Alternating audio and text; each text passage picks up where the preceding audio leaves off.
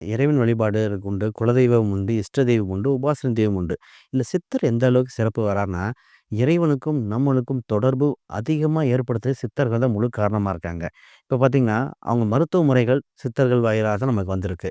ஜோதிடம் சித்தர் வாயிலா தான் வந்திருக்கு. வானியல் சாஸ்திரத்துல அந்த வாஸ்து சாஸ்திரம் எல்லாமே அவங்க வழியா தான் வந்திருக்குது. புராண வாழ்க்கைகள், நூல்கள் எழுதினது எல்லாமே சித்தர்கள். இப்ப சித்தர்கள் நம்ம இறை வழிபாட்டுக்கும் நமக்கும் ஒரு தொடர்பு ஏற்படுத்தும் பாலமா இருக்காங்க. இப்ப எவ்வளவோ வழிபாடு செஞ்சு, இறை வழிபாடுனால நமக்கு நடக்கலைன்னா, அடுத்து நம்ம பிடிக்காம போறது சித்தர் வழிபாடு. சித்தர்ங்கிறது ஒரு பாலமாக இருந்து நம்மளையும், இறைவனையும் ஒரு தொடர்பு ஏற்படுத்தக்கூடிய அம்சம் உண்டு. சித்தர்ங்கிறது கேதுவோட அம்சம். அப்ப உறுதியாக ஒரு ஞானம் பிறக்கிறது, ஒரு தெளிவு பிறக்கிறதுக்கு சித்தர் வழிபாடு நிச்சயம் குடும்ப ரீதியாக தேவை. தனித்து போகணும் இல்ல, குடும்ப ரீதியாகவே போகலாம். அதனால சித்தர் வழிபாடு ரொம்ப ரொம்ப முக்கியம் அப்படிங்கிறது உண்டு.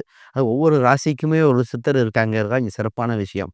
அவங்க குறிப்பா இவங்கள அணுகும்போது இன்னும் ஈஸியா அ இறைவன் திருவடியை அடையலாம்ங்கிறது மாற்று கருத்தே இல்ல.